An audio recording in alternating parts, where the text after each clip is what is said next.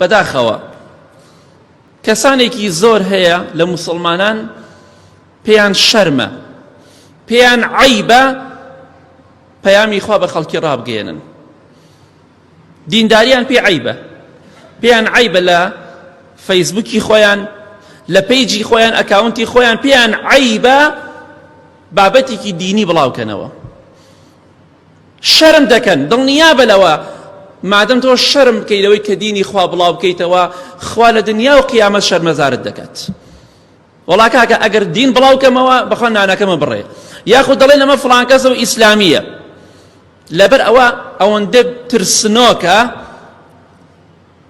ناتوانێت بە هیچ جۆرێک بابەتی دینی بڵاو کاتەوە.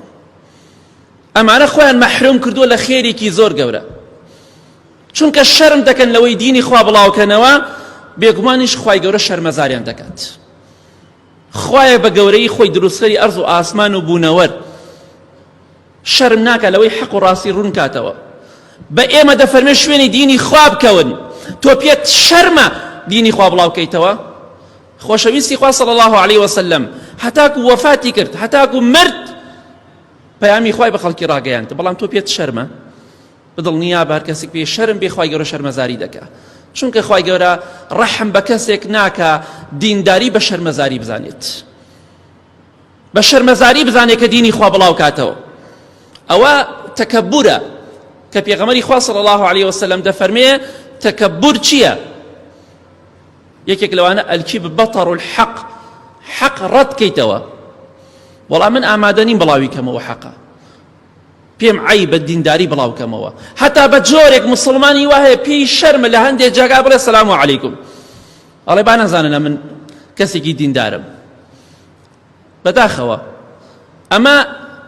ئەم جۆرە مرۆڤانە نە مەلایکی خوا دوعای خێریان بۆکە، نە مێرولەکان و نە ماسیەکانی ناو بەحرەکانیش، چونکە شایستەیان نییە بخوا. ئینسانێک شەرم کات لە بڵاوکردنەوەی حەق و ڕاستیدا، شایستەی ئەوە نییە کە خوای گەورە ئەو هەموو ناز و نیعمەتە گەورەی پێبەخشێت. بۆیە تۆ چیت هەتا لوتت بەرز بێ بەرامبەر بۆی کە دینی خوا پەیامی خوا بە خەڵکی ڕانەگەیەنیت؟ ئەوە لوت بەرزیە، ئەوە متەکەبیری، ئەوە تەکەبورە.